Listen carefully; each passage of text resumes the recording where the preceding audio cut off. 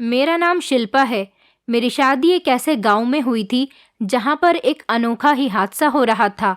हमारे गांव में जब भी कोई औरत लाल रंग का जोड़ा पहनकर घर से बाहर निकलती थी तो वो गायब हो जाती थी और उन औरतों का कोई अता पता ही नहीं चलता था।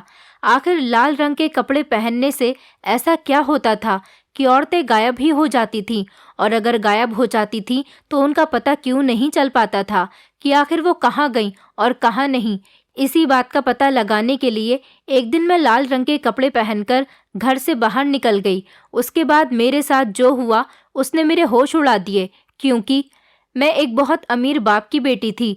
मेरे पिताजी के पास किसी चीज़ की कोई कमी नहीं थी और उनका बहुत बड़ा बिजनेस था। हम 2 बहनें और 2 ही भाई थे। मेरे दोनों भाइयों की शादी हो चुकी थी। मैं अपने घर की सबसे छोटी बेटी थी। मेरी शादी का नंबर सबसे लास्ट में आने वाला था। अभी तो मैं पढ़ाई ही कर रही थी। मेरे माता पिता ने मेरी दीदी का रिश्ता देखना शुरू कर दिया। मेरी दीदी का रिश्ता अच्छी जगह लग चुका था। लड़के वाले हमारी ही फैमिली स्टैंडर्ड के लोग थे। हम लोग अपनी बहन के इस रिश्ते से बहुत खुश थे, क्योंकि लड़का देखने में बहुत स्मार्ट था और साथ ही साथ बहुत समझदार भी था। मेरे पापा उस लड़के को अच्छी तरह से जानते थे। मेरी बहन की एंगेजमेंट हो चुकी थी और उसकी शादी होने में 2 महीने रह गए थे। एक दिन अचानक मेरी बहन की बहुत ज़्यादा तबीयत खराब हो गई।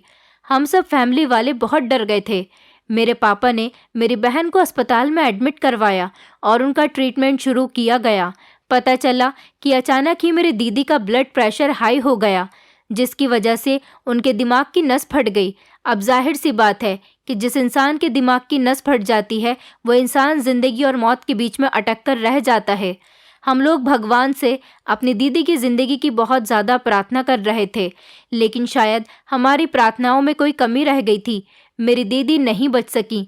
मेरे पापा ने उनका इलाज हर तरह से करवाने की कोशिश की। हमारे पास पैसे की कोई कमी नहीं थी। अस्पताल वालों को मुंहमांगी रकम देने के लिए तैयार हो गए थे, जबकि काफ़ी सारे पैसे तो खर्च ही हो चुके थे। लेकिन डॉक्टर तो सिर्फ भगवान का रूप होते हैं, भगवान नहीं होते। वो अपनी तरफ से ही तो पूरी कोशिश कर सकते हैं। जिंदगी और मौत तो भगवान के हाथ में होती है।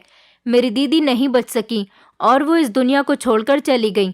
हम लोगों को अपनी दीदी की मौत का बहुत ज़्यादा सदमा लगा था, क्योंकि मेरी बहन की शादी की सारी तैयारियां हो चुकी थीं। हम लोग उनकी शादी की खुशियां मना रहे थे, लेकिन हमें क्या पता था कि जिस बहन की हम शादी की खुशियां मना रहे हैं, हमारी इस बहन की इस घर से डोली नहीं बल्कि अर्थी उठने वाली है। घर में अचानक से ही खामोशी छा गई थी। जिस लड़के से मेरी बहन की शादी होने वाली थी, उन्होंने अपने लिए दूसरी लड़की भी तलाश कर ली थी, क्योंकि शादी हॉल की बुकिंग हो चुकी थी और हर चीज़ की पूरी तैयारी हो चुकी थी। उसी डेट में लड़के वालों ने अपने बेटे की शादी दूसरी लड़की के साथ करवा दी। हमारे घर वालों को इस बात पर बहुत गुस्सा भी आया था कि अगर उन लोगों को हमसे थोड़ी भी हमदर्दी होती तो वो कुछ दिन रुककर भी तो शादी कर सकते थे। इसी डेट पर शादी करने की क्या ज़रूरत थी। जिस दिन मेरी बहन की शादी का दिन था, उस दिन हम लोग बहुत ज़्यादा रोए थे और सबसे ज़्यादा अफसोस हमें इस बात का था कि जिस घर में हमारी बहन की शादी होने वाली थी, उस घर में दुल्हन बनकर आज ही के दिन कोई दूसरी लड़की आ गई थी। अब मेरे पेरेंट्स को हमेशा मेरी फ़िक्र लगी रहती थी। मेरे पापा का कहना था कि मैं अपनी छोटी बेटी की शादी भी जल्दी ही कर दूंगा, क्योंकि आजकल किसी का भरोसा नहीं है, लोग बहुत जल्दी साथ छोड़ देते हैं। मेरे पापा की बात सच थी, क्योंकि आजकल इस ज़माने में कोई किसी का अपना नहीं रहा। हमारे पास किसी भी चीज़ की कमी नहीं थी। मेरे पापा ने अपनी मेहनत से हमें ज़िंदगी की हर खुशी दी थी। मेरे पापा से भी अब लोगों ने कहना शुरू कर दिया था कि अब आपकी छोटी बेटी भी जवान हो गई है, अब उसके लिए रिश्ते देखना तलाश करो, जल्द से जल्द इसकी भी शादी कर दो। मेरी उम्र 21 साल हो गई थी। मैं बहुत ज़्यादा खूबसूरत थी, इसलिए मेरे रिश्ते भी आने शुरू हो गए थे। अभी मेरी पढ़ाई कंप्लीट नहीं हुई थी।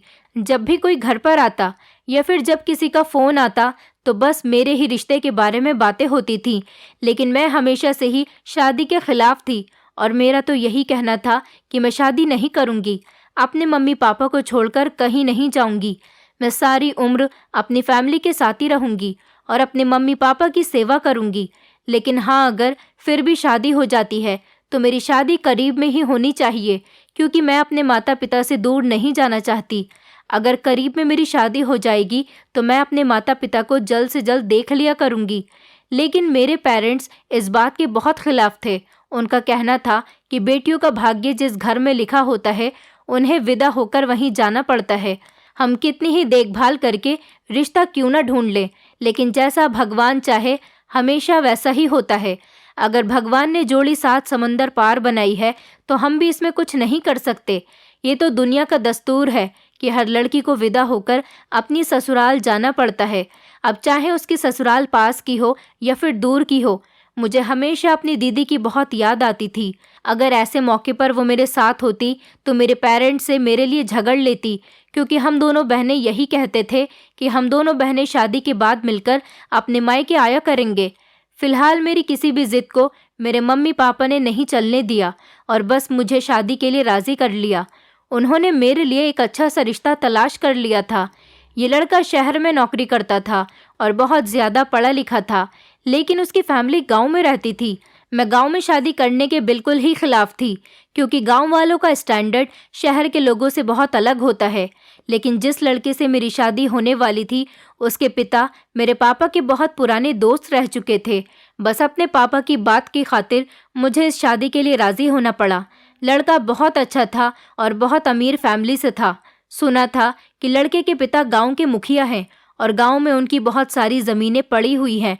लड़के वालों को भी मैं जल्दी ही पसंद आ गई थी, क्योंकि मैं देखने में बहुत खूबसूरत थी।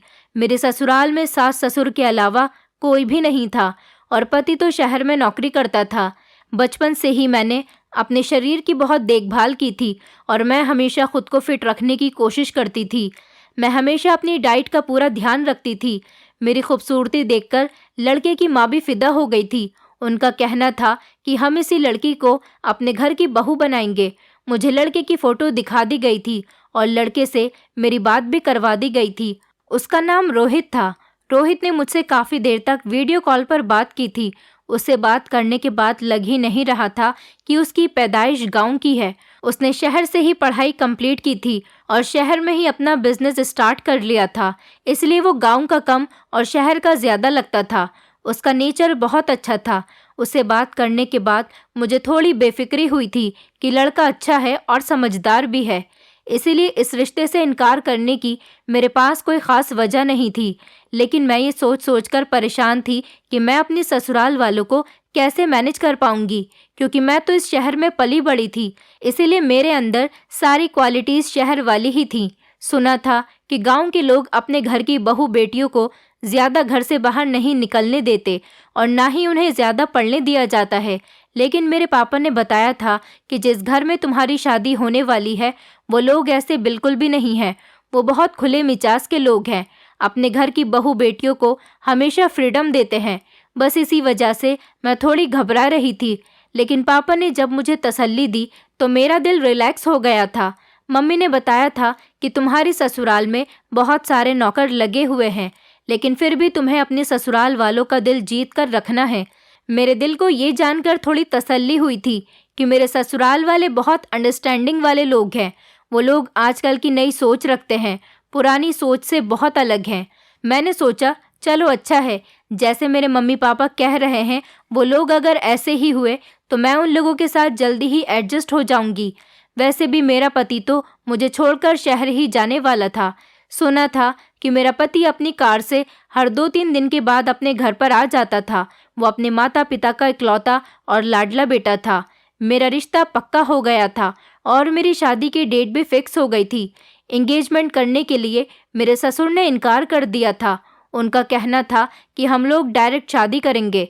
घर में तैयारियां ज़ोरों शोरों से चल रही थी। इस दौरान मुझे अपनी मरी हुई बहन की बहुत याद आ रही थी। अगर मेरी बहन इतनी जल्दी इस दुनिया से ना जाती तो मेरी शादी शायद इतनी जल्दी नहीं होती, क्योंकि बहन की मौत से हमारे घर के सारे ही लोग बहुत डर गए थे। मैं हमेशा भगवान से प्रार्थना करती थी कि मेरी बहन की आत्मा को शांति मिले और मैं जिस घर में शादी करके जा रही हूँ वहाँ के लोग हमेशा मुझसे खुश रहें। मैं भी अपनी ससुराल में सुख से रहूँ। इस तरह से पूरे 21 साल की उम्र में मेरी हंसी खुशी शादी हो गई थी। उन्होंने मुझे किसी भी चीज़ की कमी नहीं होने दी थी और मैंने हमेशा अपने माता पिता का सर गर्व से ऊंचा रखा था। बस इसी तरह से मुझे अपने पति और ससुराल वालों का भी भरोसा जीतना था। यही सब सोचते सोचते शादी की सारी रस्मों रिवाजों के साथ मेरी शादी का दिन भी आ गया था। शादी के लिए मेरे ससुराल से मेरा लहंगा लाया गया था।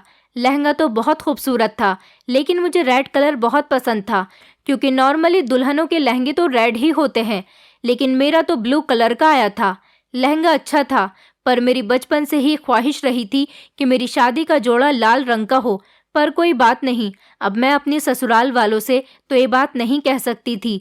मैंने सोच लिया था कि जब मैं शादी करके अपने ससुराल जाऊंगी तो अपने लिए एक रेड कलर का लहंगा भी खरीद लूंगी, जो कि मेरी ही पसंद का होगा। मैं अपने ससुराल गई तो देखा कि मेरे ससुराल का घर हमारे घर से भी बहुत अच्छा था। मेरे ससुर पढ़े लिखे थे, सास भी एजुकेटेड थी। घर में मेरे स्वागत के लिए बहुत सारे मेहमान मौजूद थे। मेरा स्वागत बहुत अच्छे तरीके से किया गया था। मेरे ससुर गांव के मुखिया थे, इसीलिए पूरा गांव मेरे स्वागत के लिए आया था।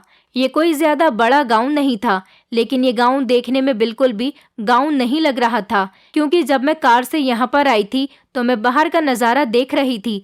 ये बिल्कुल हमारे शहर जैसा ही लग रहा था। मेरा किसी राजकुमारी की तरह स्वागत किया गया था। उसके बाद मुझे अपने कमरे में भेज दिया गया। मेरा कमरा भी बहुत अच्छा था और कमरे को अच्छी तरह से सजाया गया था। मैं दुल्हन बनकर बेड पर बैठ गई थी। थोड़ी देर के बाद रोहित भी कमरे में आ गया था। रोहित जितना मुझे फोटो और वीडियो कॉल में स्मार्ट लगा था, रियल में वो उससे भी ज़्यादा स्मार्ट था। काफ़ी देर तक हम दोनों एक दूसरे से बातें करते रहे थे।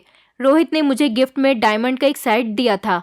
उसने मुझसे कहा था कि ये हमारा ख़ानदानी सेट है। ये मेरी दादी ने ख़ास मेरी होने वाली पत्नी के लिए बनवाया था, क्योंकि मैं अपनी दादी का इकलौता पोता हूँ। मेरी दादी तो अब इस दुनिया में नहीं है, इसलिए मैं ये तुम्हें अपने हाथों से दे रहा हूँ। वो सेट सच में बहुत खूबसूरत था। रोहित ने मुझे अपने हाथों से पहनाया था। ये सच में बिल्कुल अलग था और बहुत ज़्यादा एक्सपेंसिव लग रहा था। मुझे शुरू से ही महंगी चीज़ों का शौक रहा था। रोहित का बिहेवियर बहुत अच्छा था और उनकी बातों से बिल्कुल भी नहीं लग रहा था कि हम दोनों पहली बार मिले हैं। ऐसा लग रहा था जैसे हम लोग पहले भी कई बार मिल चुके हैं। रोहित ने मुझसे वादा किया कि वो हमेशा मेरा साथ निभाएंगे और हमेशा मेरी ज़रूरतों का ख्याल रखेंगे। उनकी इतनी प्यार भरी बातें सुनकर मैं बहुत ज़्यादा खुश हो रही थी और फूली नहीं समा रही थी। शायद मेरी खुशी इतनी बढ़ गई थी कि यहाँ आने के बाद मुझे अपने मम्मी पापा की भी याद कम आने लगी थी। लेकिन ये तो दस्तूर है कि जब लड़की विदा होकर अपनी ससुराल चली जाती है तो धीरे धीरे अपने पेरेंट्स के उस लगाव को कम कर देती है जो कि वो अपने मायके में करती थी। शादी के बाद लड़की को नया परिवार मिल जाता है और वो उसमें बिजी हो जाती है। मैं अपनी विदाई के टाइम पर तो बहुत रोई थी।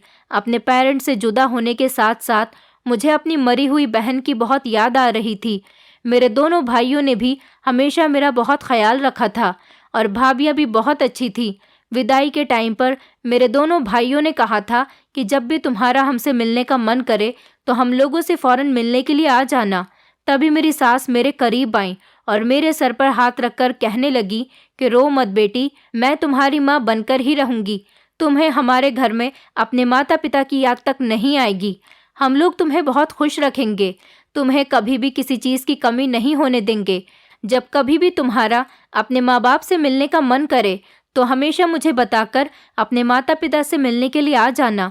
विदाई के टाइम पर सब लोगों ने मुझे बहुत तसल्ली दी थी। वो टाइम मेरे लिए एक अलग ही अनोखा टाइम था। शायद विदाई का वक्त हर लड़की के लिए बहुत यादगार और अनोखा ही होता है। अगले दिन मेरी ससुराल में मेरी पहली रसोई थी। मैं सुबह उठकर फ्रेश होते ही सबसे पहले किचन में चली गई। वहां जाने के बाद मैंने सब लोगों के लिए नाश्ता बनाया। नौकरानी मुझसे बहुत मना कर रही थी कि मालकिन, नाश्ता हम बना लेंगे, लेकिन मैंने उन्हें मना कर दिया कि आज मेरी ससुराल की पहली रसोई है और ये रसोई बहू के हाथ से ही बनती है तो शुभ माना जाता है। मेरे सास ससुर भी सोकर नहीं उठे थे। मैंने सब लोगों के लिए नाश्ता बना दिया था। जब सब लोग अपने कमरे से बाहर निकले तो ये देखकर बहुत खुश हो गए थे कि मैंने पहले से ही सब लोगों के लिए नाश्ता बनाकर टेबल पर सजा दिया था। मेरी सास और ससुर ने मुझे बहुत आशीर्वाद दिए थे और मेरे पति ने तो इस बात पर मुझे गिफ्ट भी दिया था क्योंकि मैंने बहुत अच्छा नाश्ता बनाया था। मैंने कभी अपने पेरेंट्स को अपनी तरफ से निराश नहीं होने दिया था। मैं यही सब कुछ अपनी ससुराल में भी करना चाहती थी। मैं अपने ससुराल में एक अच्छी और नेक बहू बनकर रहूंगी। मैंने ये ठान लिया था कि हमेशा इनका ख्याल रखूंगी। मेरे पति और ससुर तो अपनी ज़मीन पर चले गए थे। मेरी सास मुझे अपनी हवेली दिखाने के लिए ले गई थी। यह हवेली बहुत बड़ी थी और पुराने टाइप की बनी हुई थी।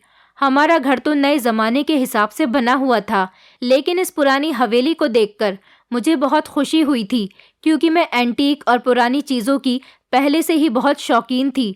घर सच में बहुत अच्छा था और मुझे बहुत खुशी हुई थी कि ये सब कुछ मेरा ही तो है। थोड़ी देर के बाद मेरे पति और ससुर अपनी ज़मीन से वापस आ गए थे। उसके बाद हम दोनों पति पत्नी कमरे में चले गए। हम दोनों ने काफ़ी देर तक बातें की थी। थोड़ी देर के बाद मेरी सास हमारे कमरे में आ गई। उन्होंने रोहित से कहा कि बेटा जाओ, बहू को गांव तो घुमा लाओ। रोहित ने कहा, चलो जल्दी से रेडी हो जाओ, मैं तुम्हें गांव दिखाकर लाता हूँ। लेकिन मैं थक गई थी। मैंने रोहित से कहा, रोहित अभी नहीं, कल चलते हैं, आज मैं बहुत थक गई हूँ, हम लोग कल चलते हैं ना। रोहित ने कहा कि चलो ठीक है, तुम आराम करो। हम दोनों पति पत्नी ने बहुत सारी बातें की थी। रात को देरी से सोने की वजह से दूसरे दिन को मेरी आंख जल्दी नहीं खुली थी। वैसे तो मुझे सुबह जल्दी उठने की आदत थी, लेकिन शायद आज मुझे शादी की थकान बहुत हो रही थी, इसी वजह से मेरी आंख नहीं खुली थी। तभी मेरी आंख रोहित के फ़ोन पर बात करने से खुली। एकदम से आंख खुलते ही मैं अपने बेड से उठकर खड़ी हो गई थी। तभी रोहित ने फ़ोन रखते हुए कहा कि अरे तुम इतना क्यों घबरा रही हो, आराम से जाना, अभी तो मम्मी पापा भी सोकर नहीं उठे हैं। मेरे सास ससुर भी देर से ही सोकर उठते थे, लेकिन अभी मेरी ससुराल में दूसरा ही दिन था, इसलिए मैं अपनी जिम्मेदारी को समझने की कोशिश कर रही थी। रोहित ने कहा कि हमारे घर में सारे काम नौकर करते हैं, तुम्हें इतना परेशान होने की कोई ज़रूरत नहीं। कल तुम्हारी पहली रसोई थी, इसलिए तुमने नाश्ता बना लिया, अब तुम्हें टेंशन लेने की कोई ज़रूरत नहीं, घर के सारे काम नौकर ही कर लेंगे। घर में बहुत सारे नौकर हैं और नौकरानियां भी हैं, तुम सिर्फ यहाँ आराम करो और अपना ख्याल रखो। रोहित की इतनी मोहब्बत और प्यार देखकर मुझे बहुत खुशी हो रही थी। मैंने रोहित को तैयार हुए देखा तो उनसे कहा कि आप कहाँ जा रहे हैं? तो रोहित ने कहा, मुझे गांव में पापा के साथ एक पंचायत में जाना है, इसलिए मैं तैयार होकर उनका इंतज़ार कर रहा हूँ। वो जब उठेंगे तब मेरे साथ तैयार होकर जाएंगे। मैंने कहा, लेकिन आप नाश्ता तो कर लो। उन्होंने कहा कि मैं नाश्ता कर लूँगा नौकरानी से लेकर, लेकिन तुम फिक्र मत करो, आराम करो। मैं उठकर फ्रेश हो गई और किचन में चली गई। मैंने देखा कि नौकरानी ढंग से काम नहीं कर रही थी। मैं उसे डांटने लगी। मैंने देखा कि थोड़ी देर के बाद मेरे सास ससुर भी उठ गए थे। मैंने जाकर उनके पाँव छुए और उन लोगों से आशीर्वाद लिया। वहाँ के सारे नौकर मुझसे काम पूछने के लिए आ रहे थे, क्योंकि एक दिन पहले मेरी सास उनसे कह चुकी थी कि अब यही घर की मालकिन है और इनकी ही निगरानी में सारा काम करना होगा। इस घर में 4 नौकरानियां थीं, लेकिन एक नौकरानी ऐसी थी जो बहुत ज़्यादा पुरानी थी। उसका नाम रानी था। वो लगभग 45 साल की थी, इसलिए सब उसे मासी कहते थे। वो बहुत तेज़ी से सफाई करती थी। इस बात का मुझे तब यकीन हुआ जब मुझे पता चला कि इस घर की साफ सफाई सिर्फ यही नौकरानी करती है, बाकी की नौकरानियां दूसरे काम करती हैं। एक नौकरानी खाना बनाती थी और दूसरी नौकरानी कपड़े धोती थी और एक नौकरानी मेरी सास की सेवा में लगी रहती थी। इतनी उम्र होने के बावजूद भी मासी के अंदर बहुत ज़्यादा फुर्ती थी। यहाँ पर कुछ नौकर भी थे जो बाहर के काम करते थे, बाजार से सब्जी, दूध, सामान वगैरह लाकर देते थे, और कुछ नौकर गार्डन की सफाई करते थे और फूलों के लिए स्पेशली एक माली भी रखा हुआ था। हम सब लोगों ने एक साथ बैठकर नाश्ता किया और मैं सीधा अपने कमरे में चली गई थी। थोड़ी देर तक मैंने अपनी फैमिली से बात की थी। सब लोगों को बताया कि मैं यहाँ पर बहुत खुश हूँ। मेरी ससुराल बहुत ज़्यादा अच्छी थी और मेरे सास ससुर भी बहुत अच्छे थे। मेरी भाभी ने मुझसे पूछा कि तुमने अपना गांव देखा है, तुम्हारा गांव कैसा है? अब मैं उनको क्या बताती कि मैंने गांव तो देखा ही नहीं है। जब से मैं यहाँ पर आई थी तो गांव मुझे बहुत सुंदर लग रहा था, जबकि कल मेरे पति ने तो मुझे गांव घुमाने का ऑफर दिया था, लेकिन मैं ही थकान की वजह से नहीं गई थी। आज मेरे पति जब घर पर आएंगे तब मैं उनसे जाने के लिए कहूँगी। अभी मेरे पति घर पर नहीं आए थे और ना ही मेरे ससुर आए थे। इस गांव के लोग बहुत अच्छे थे और गांव की कुछ बड़ी बुजुर्ग औरतें तो मुझसे मिलने के लिए भी आई थीं। मेरी सास ने मुझे उन औरतों से मिलने के लिए नीचे बुलवाया था। मैं जब नीचे गई तो मैंने उन सबके पैर छूकर आशीर्वाद लिया था, क्योंकि वो सब भी बुजुर्ग थीं। वो सब मेरी खूबसूरती की बहुत तारीफ कर रही थी। लेकिन एक अजीब बात ये थी, एक औरत ने मेरी सास से कहा कि तुमने अपनी बहू को बता दिया है कि अभी ये नई नवेली है और इसे लाल रंग के कपड़े नहीं पहनने। मेरी सास उनकी ये बात सुनकर कहने लगी, अभी तो मैंने शिल्पा को कुछ नहीं बताया, बल्कि हमने अपनी बहू का कोई भी जोड़ा लाल रंग का नहीं लिया। ये बात मुझे बड़ी अजीब लगी थी। भला ये क्या बात थी? मेरी तो कुछ भी समझ नहीं आई थी।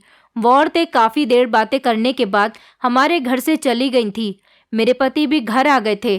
फिर मैंने उनसे कहा कि कल हम लोग गांव घूमने के लिए जा रहे थे। मेरी वजह से हम नहीं जा सके थे, इसलिए आप मुझे आज गांव घुमाने के लिए ले चलो। वैसे भी 2 दिन के बाद मेरे पति शहर जाने वाले थे। मेरे पति ये बात सुनकर फौरन मुझे ले जाने के लिए तैयार हो गए।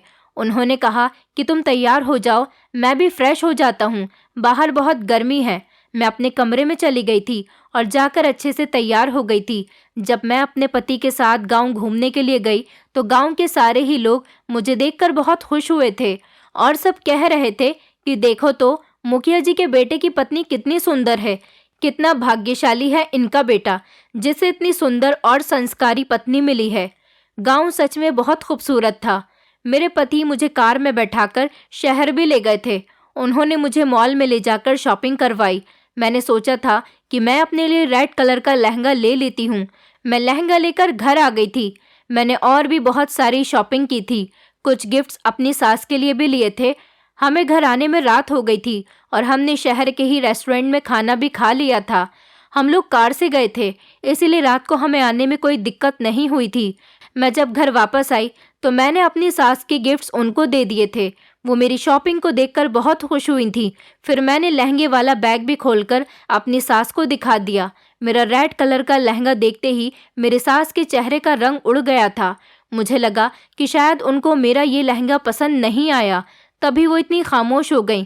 तभी अचानक मेरे मोबाइल की रिंग बजने लगी। मैंने फ़ोन रिसीव किया तो मेरी मम्मी की कॉल थी। मम्मी ने कहा कि बेटा, तुम्हारे पापा की थोड़ी तबीयत खराब है, तुम अपने पापा से मिलने के लिए आ जाना। मुझे पापा की फिक्र होने लगी थी। तभी मैंने सोचा कि क्यों ना मैं अपने पति के साथ मम्मी पापा के घर चली जाती हूँ, लेकिन अभी काफ़ी रात हो गई थी, इसलिए मेरा जाना पॉसिबल नहीं था। मैंने कॉल कट की और इस बारे में अपने पति को बताया तो ये बात सुनकर मेरी सास कहने लगी कि तुम कल अपने मायके चली जाना अपने मम्मी पापा से मिलने के लिए। हम लोग काफ़ी देर तक बातें करते रहे। मेरे पति के पास भी किसी की कॉल आ गई थी। वो बात करने के लिए चले गए। उनके जाने के बाद मेरी सास ने बड़ी खामोशी से मुझसे कहा था कि बहू, अपने इस लहंगे को उठाकर रख देना, इसे कभी पहनना मत, यहाँ तक कि तुम लाल रंग का कोई भी कपड़ा पहनकर बाहर मत जाना। मैंने अपने हिसाब से कहा कि ये लाल रंग के कपड़ों का क्या मैटर है, मैं तो अभी अभी ये लहंगा लेकर आई हूँ, अभी तो मैंने इसे पहनकर भी नहीं देखा, भला मैं इसे उठाकर क्यों रख दूँ। मेरी सास ने कहा, बस बहू, तुम इसे पहनकर घर से बाहर मत निकलना, मैं किसी भी तरह का रिस्क नहीं लेना चाहती। मुझे अपनी सास की ये बात बड़ी अजीब सी लग रही थी। न जाने वो ऐसी बातें क्यों कह रही थी। भला लाल रंग के ही कपड़े पहनकर बाहर जाने में कैसा रिस्क, और रेड कलर तो मेरा फेवरेट कलर है। मैं बड़े शौक से ये लहंगा लेकर आई थी। मेरी सास ने कहा कि तुम कभी भी कोई सूट भी मत पहनना लाल रंग का। अब मुझे उनके साथ ज़्यादा बहस करना ठीक नहीं लगा, क्योंकि मैं नहीं चाहती थी मेरी वजह से उन्हें किसी भी तरह की तकलीफ हो। इसीलिए मैंने अपने कमरे में जाने के बाद इस लहंगे को पैक करके अलमारी में रख दिया। मेरा मन कर रहा था कि मैं कल अपने मायके जाऊं तो ये लहंगा पहनकर जाऊं, क्योंकि ये लहंगा बहुत एक्सपेंसिव था और मेरी पसंद का था। इसलिए रोहित ने मुझे फ़ौरन ही दिलवा दिया था। अगले दिन मैं रोहित के साथ अपने माता पिता से मिलने के लिए चली गई थी और रात तक अपने मायके में रुकने के बाद मैं वापस आ गई थी। रोहित और मैंने अपने घर पर बहुत अच्छा टाइम बिताया था। वहाँ पर खूब हंसी मजाक भी हुई थी। रोहित ने कहा कि तुम कल अपनी पसंद का लहंगा लेकर आई थी, तो तुमने वो क्यों नहीं पहना। मैंने उनको उनकी माँ की कही हुई बात बताई तो रोहित कहने लगे, मेरे कहने से तुम लहंगा पहन लेना। जब तुम वो लहंगा पहनोगी तो तुम बहुत ज़्यादा सुंदर लगोगी और तुम्हारी सुंदरता देखकर माँ कहेंगी कि अब इस लहंगे को मत उतारो, पहनी ही रहो, ये तुम पर बहुत जच रहा है। ये कहकर वो हंसने लगे थे। मैं अपने पति की इस बात को सुनकर थोड़ा घबरा गई थी, लेकिन फिर मैंने सोचा कि रोहित बिल्कुल ठीक कह रहे हैं। शायद उनकी मम्मी सोच रही होंगी कि मेरे ऊपर रेड कलर का लहंगा ठीक लगेगा भी या नहीं। लेकिन फिर मैंने रोहित से कहा कि आपके घर पर कुछ औरतें आई थी, वो भी लाल रंग के कपड़ों के बारे में ही कुछ ऐसी वैसी बातें कर रही थी। भला लाल रंग के कपड़ों में ऐसा भी क्या है? क्या मुझे कोई बताएगा? गांव की औरतों की ये बात सुनने के बाद तुम्हारी मम्मी बहुत घबरा गई थी। रोहित ने कहा कि पता नहीं क्या बात है, ये तो तुम्हें मम्मी से ही पूछनी होगी। जब हम घर पहुंचे तो मैंने अपनी सास से इस बारे में बात की तो उन्होंने कहा कि बहू, अभी तुम जाकर अपने कमरे में आराम करो, बहुत लंबी कहानी है, कभी फुर्सत में बताऊंगी। तुम थक गई होगी। और रही बात तुम्हारे लहंगे की, तो तुम लाल रंग का लहंगा या फिर कोई भी कपड़ा पहन सकती हो, इसमें कोई दिक्कत वाली बात नहीं है। घर में तुम जो चाहो पहन सकती हो, लेकिन घर से बाहर पहनकर कभी मत जाना। अगर तुमने ऐसा किया तो ये सब तुम्हारे लिए अच्छा नहीं होगा। फिलहाल मैंने दोबारा से इस बारे में अपनी सास से ज्यादा बात नहीं की थी और मैं अपने कमरे में सोने के लिए चली गई थी। लेकिन मेरे दिमाग में सिर्फ यही बातें घूम रही थीं कि आखिर मेरी सास घर से बाहर जाने को क्यों मना कर रही है। ऐसा क्या है, मुझे कुछ भी समझ में नहीं आ रहा था। दूसरे दिन खाना खाकर मैं अपने कमरे में चली गई थी। अगले दिन सुबह के टाइम पर जब मैं नीचे उतर कर आई तो मैंने देखा कि मौसी जी, जो हमारे घर की पुरानी नौकरानी हैं, वो रो रही है। उनको देखकर मैं परेशान हो गई और मैंने उनसे उनके रोने की वजह पूछी तो वो मुझे कुछ बता ही नहीं रही थी। बड़ी मुश्किल से उन्होंने मुझे बताया कि मालकिन, मेरे बेटे की अभी 2 महीने पहले ही शादी हुई थी। मेरी बहू को मैंने बहुत समझाया था कि लाल रंग के कपड़े पहनकर घर से बाहर मत निकलना, लेकिन उसने मेरी एक न सुनी और वो रात के टाइम पर लाल साड़ी पहनकर घर से निकल गई। कल रात से वो गायब है। मेरा बेटा, उसे सारी रात ढूंढ ढूंढ कर परेशान हो गया और वो कहीं नहीं मिल रही। अब वो कभी मिलेगी भी या नहीं। मैंने कहा, लेकिन आखिर ये सब लाल रंग के कपड़े पहनने से ही क्यों? वो कहने लगी, मालकिन, यहाँ की कोई भी औरत ऐसा नहीं कर सकती, वरना उसका अंजाम बहुत बुरा होता है। फिलहाल तो मैंने मासी जी को तसल्ली दी और मैं खुद सीधी अपनी सास के पास चली आई। मैंने आकर उनको मासी जी की सारी बात बता दी और मैंने उनसे पूछा कि आखिर हमारे गांव में ये सब कुछ क्या चल रहा है। मेरी सास कहने लगी कि ये सब कुछ हमारे गांव में पिछले 5 सालों से हो रहा है। कोई भी औरत अगर लाल कपड़े पहनकर वो भी रात के अंधेरे में घर से निकलती है तो उसके बारे में कुछ पता ही नहीं चलता, वो कहीं गायब हो जाती है। मैंने कहा, तो आप लोगों ने कोशिश नहीं की ये सब जानने की कि ऐसा क्यों होता है और कौन करता है? मेरी सास कहने लगी, बहू, कौन अपनी जान जोखिम में डाले? किसको अपनी जान प्यारी नहीं है? इस गांव की कोई भी औरत लाल रंग पहनकर घर से बाहर नहीं निकलती, बल्कि लाल रंग पहनना सख्त मना है। अगर फिर भी कोई ऐसा करे तो वो उसका जिम्मेदार खुद होता है। इसलिए तो मैं तुमसे भी मना कर रही हूँ कि तुम बिल्कुल भी कुछ ऐसा मत करना। मैंने कहा, लेकिन एक बार आप लोगों को ये जानने की कोशिश तो करनी चाहिए थी कि ये सब क्यों हो रहा है और वो औरतें कहाँ गईं जो गायब हुई थी। मेरी सास ने कहा कि छोड़ो इन बातों को, इन बातों में कुछ नहीं रखा, बस तुम अपना अपना ध्यान रखो, ख्याल रहे कि कभी तुम ऐसा कुछ मत करना। इतना कहकर मेरी सास किसी काम में लग गई और मैं सीधा अपने कमरे में चली आई। अब तो मेरे मन में ये बात जानने का और भी इंटरेस्ट पैदा होने लगा था कि आखिर ये लाल कपड़े की कहानी क्या है। लेकिन बार बार मेरे मन में आ रहा था कि बेचारी वो औरतें किन हालात से गुजरी होंगी, उनके साथ क्या हुआ होगा और ना जाने वो बेचारी कहाँ होंगी। आखिर ऐसा भी क्या किया उन औरतों के साथ, मैं भी इस बारे में जानना चाहती हूँ। मुझे ही सच्चाई का पता लगाना होगा। लेकिन फिर मैंने सोचा कि मैं अकेले ये सब कुछ कैसे कर सकती हूँ। अभी तो मैं यहाँ पर ठीक से किसी को जानती भी नहीं हूँ। मैं ये सब सोचकर बैठ गई कि जब रोहित घर आएंगे तो मैं उनसे इस बारे में बात करूँगी। फिर मेरे दिमाग में आया कि मेरे ससुराल वाले इतने पढ़े लिखे होते हुए भी गांव की इस मनगढ़ंत बातों के पीछे अपना दिमाग क्यों खराब कर रहे हैं। भला इस सब के पीछे किसी इंसान का ही तो हाथ होगा, तभी तो वो औरतें गायब होती हैं। आखिर इन लोगों ने पुलिस में कंप्लेंट क्यों नहीं की? ये लोग अपने दिमाग में अंधविश्वास लिए बैठे हैं। गांव से कोई औरत गायब हो जाती है और उसका कोई पता ही नहीं चलता, भला क्या कोई उसे ढूंढने की कोशिश भी नहीं करता? इन लोगों को शुरू में ही एक्शन लेना चाहिए था। फिलहाल मैं ये सब सोचते सोचते अपने काम में लग गई और रोहित के घर आने का इंतजार करने लगी। शाम के टाइम पर जब रोहित घर पर आए तो मैंने उनको सारी बात बताई। रोहित ज्यादातर शहर में ही रहे थे, इसलिए उनको भी ये बात कुछ अजीब सी लगी थी। उन्होंने कहा कि मैं तुम्हारा साथ देने के लिए तैयार हूँ, आखिर हम भी तो देखें कि इस सब के पीछे कौन छुपा हुआ है। उसके बाद हम दोनों पति पत्नी ने प्लान बनाया और अपने इस प्लान के बारे में किसी को भी कुछ नहीं बताया। मैंने सोचा कि मैं खुद अपना वो लाल वाला लहंगा पहनकर बाहर जाऊंगी और देखूंगी कि मेरे साथ क्या होता है। रोहित ने अपने गांव में ही रहने वाले कुछ दोस्तों को भी बुला लिया था और उनको भी इस प्लान में शामिल कर लिया था। हम सब लोग इकट्ठे हो गए और प्लान बनाया। दूसरे दिन रात के टाइम पर हम लोग गांव में सड़क पर ही छुप गए थे। मैंने अपना रेड वाला लहंगा भी पहन लिया था। मैं अच्छे से तैयार होकर काफी देर तक बाहर सड़क पर खड़ी रही थी, लेकिन लगभग आधा घंटा खड़ा रहने के बाद ऐसा कुछ भी नहीं हुआ था। मेरे पति और उनके दोस्त वहीं छुपकर मुझे देख रहे थे। काफी देर तक खड़े हुए भी कुछ नहीं हुआ था। फिर मैंने सोचा कि ये क्या हो रहा है, पता नहीं मेरे साथ तो कुछ भी ऐसा नहीं हुआ। लेकिन जब मैं पलटकर वापस जाने लगी तो अचानक ही किसी आदमी ने मेरे मुंह को ढक लिया। एक आदमी मेरे पास मुझे करीब आता हुआ नजर आया और दो आदमी मुझे पकड़ रहे थे। उन सभी का चेहरा ठीक से दिखाई नहीं दे रहा था। उन्होंने अपने चेहरे पर मास्क लगाया हुआ था। वो लोग मेरे मुंह को ढककर मुझे कहीं घसीट कर लेकर जाने की कोशिश कर रहे थे। तभी मेरे पति और उनके दोस्त वहां पर छुपे हुए थे। वो बाहर आ गए और उन लोगों को पकड़ने लगे। मेरे पति के दोस्तों ने सड़क पर खूब जोर जोर से शोर मचा दिया था कि गांव के लोग बाहर निकल आए। वो लगभग 3 आदमी थे।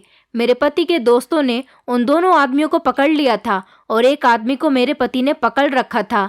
जैसे ही एक एक करके उनके मुंह से मास्क हटाया गया तो ये देखकर हमारे पैरों तले से जमीन निकल गई कि 2 आदमी तो हमारे घर के नौकर थे और तीसरा वाला कोई और नहीं बल्कि वो मेरे ससुर जी थे। ससुर जी की शक्ल देखकर हम लोगों के होश उड़ गए थे। हमारे शोर की आवाज सुनकर एक एक करके गांव के सारे लोग भी बाहर इकट्ठा हो गए थे। जब सब लोगों ने मुझे लाल लहंगे में देखा तो सब लोग घबराने लगे थे। मेरे पति ने कहा कि आप लोगों को घबराने की जरूरत नहीं है। इतने सालों से जो इंसान आपको बेवकूफ बना रहा है उसके बारे में पता चल चुका है। हमारे घर के नौकर और मेरे ससुर को देखकर सब लोगों की आंखें फटी की फटी रह गई थी। इसका मतलब यही था कि पिछले 5 सालों से यही लोग गांव के लोगों को बेवकूफ बना रहे थे और यही औरतों को गायब कर रहे थे। गजब ये हुआ कि मेरी सास भी हवेली से बाहर निकल आई थी, क्योंकि उन्हें भी किसी ने बताया था कि बाहर बहुत शोर हो रहा है और शोर की आवाज़ सुनकर वो भी बाहर आ गई थी। और ससुर को ऐसी हालत में देखकर वो खामोश खड़ी रही। मेरे पति ने उनसे पूछा कि आप ऐसा क्यों कर रहे थे? क्या आप ही लड़कियों को गायब कर रहे हो? मेरे ससुर पहले तो मना करने लगे, लेकिन रोहित ने कहा, तो फिर आप शिल्का को किडनैप करने की कोशिश क्यों कर रहे थे? मेरे पति के दोस्तों ने नौकरों के 2-3 थप्पड़ लगाए और उनसे पूछा तो वो लोग कहने लगे कि आप मालिक से ही बात करो, वही सब कुछ बताएंगे। मेरे पति ने ये नहीं सोचा कि सामने खड़ा हुआ मुजरिम उनके पिता हैं। उन्होंने अपने पिताजी से सख्ती से बात की और कहा कि अब आपको सच्चाई बतानी ही होगी। मेरे ससुर ने सारे गांव के सामने इस बात का इकरार कर लिया था कि वही औरतों को गायब करते थे। फिर इसके आगे की कहानी जब उन्होंने बताई तो उसे सुनकर हमारे होश उड़ गए। उन्होंने बताया कि पिछले 5 साल पहले मैंने सुना था कि शहर से लड़कियां गायब हो रही थी और उनको कोठों पर बेच दिया जा रहा था। मैंने भी यही सोचा कि मैं अपने गांव से शादीशुदा औरतों को किडनैप करके शहर बेचने लगा था। इसमें लाल रंग के कपड़ों का मतलब ये था कि मेरे ससुर ने शुरू में ही 1-2 औरतों को जब किडनैप किया था तो उन्होंने लाल रंग के कपड़े पहने हुए थे। इस बात से गांव में मशहूर हो गया था कि लाल रंग के कपड़े पहनने वाली औरतें जब रात को घर से बाहर निकलती हैं तो वो गायब हो जाती हैं। मेरे ससुर गांव के मुखिया थे। शुरू में 1-2 पंचायतें भी हुई इस बात को लेकर। मेरे ससुर को हर बार पता चल जाता था, इसलिए उन्होंने ठान लिया कि अब वो अपने नौकरों के साथ मिलकर सिर्फ लाल रंग के कपड़े पहनने वाली ही औरतों को किडनैप किया करेंगे ताकि कोई उन पर शक न करे। इसलिए उन्होंने रात के टाइम पर लाल रंग के कपड़े पहनने वाली औरतों को ही किडनैप करना शुरू कर दिया और उन्हें किडनैप करने के बाद शहर में बेचने लगे। औरतों को बेचने के बदले मेरे ससुर को बहुत सारे पैसे मिलते थे। लेकिन जब ये बात फेमस हो गई तो गांव की औरतों ने लाल रंग के कपड़े पहनना ही बंद कर दिए। लेकिन कभी कोई औरत गलती से अगर पहन भी लेती तो उसे फौरन किडनैप कर लिया जाता था और उसे शहर में बेच दिया जाता था। अभी तक इन 5 सालों में कोई भी औरत शहर से बचकर गांव नहीं आ सकी थी, इसलिए इतने सालों से इन लोगों का ये राज दबा हुआ था। आज हमारी हिम्मत की वजह से मेरे ससुर और उनके दोनों नौकरों का राज खुलकर सामने आ गया था। मेरे ससुर इन सब से ही पैसा कमा रहे थे। मेरी सास ने जब ये बात सुनी तो अपने पति के मुंह पर सारे गांव वालों के सामने थप्पड़ मार दिया। उन्होंने कहा कि हमारा भरोसा आप पर से उठ गया है। मेरे पति के दोस्त पहले ही पुलिस को फोन कर चुके थे। थोड़ी देर के बाद पुलिस आ गई और पुलिस ने मेरे ससुर और उनके दोनों नौकरों को अरेस्ट कर लिया। गांव वालों के दिल से अब ये डर बिल्कुल निकल चुका था कि लाल रंग के कपड़े पहनने से कोई गायब होगा। मेरे ससुर ने पुलिस को बता दिया कि वो औरतों को शहर में किस जगह पर बेचा करते थे। वहां से कुछ औरतें तो मिल गई थी, बाकी औरतों का कुछ पता नहीं चल सका था। जो औरतें घर वापस आ गई थी वो बेचारी बहुत बुरी हालत में थी, क्योंकि वो कोठे से आई थी। मेरे ससुर ने बहुत शर्मनाक हरकत की थी गांव के भोले भाले लोगों के साथ। अब गांव के लोगों ने भी स्टैंड लेना शुरू कर दिया था। अगर उनके गांव में कुछ भी ऐसी वैसी हरकत होती तो वो फौरन पुलिस को बताने लगे थे। हमारे ससुर की वजह से गांव में मेरे पति और उनकी माँ की बहुत बेइज्जती हो गई थी। इसी वजह से मेरे पति अपनी मम्मी और मुझे लेकर शहर में शिफ्ट हो गए थे। गांव की हवेली को हमने छोड़ दिया था, क्योंकि मेरे ससुर पहले ही काफ़ी कुछ गलत कर चुके थे। अब ऐसे में हमारा वहाँ रुकना ठीक नहीं था। मेरे ससुर को तो लंबी जेल हो गई थी। अब हम लोग शहर में रह रहे हैं और एक दूसरे के साथ बहुत खुश हैं। दोस्तों, उम्मीद करती हूँ आपको हमारी कहानी पसंद आई होगी। कहानी पसंद आई है तो वीडियो को लाइक करें, चैनल पर नए हैं तो चैनल को सब्सक्राइब करें और हाँ, नोटिफिकेशन बेल को ज़रूर दबाएं ताकि अगली अपडेट सबसे पहले आपको मिले।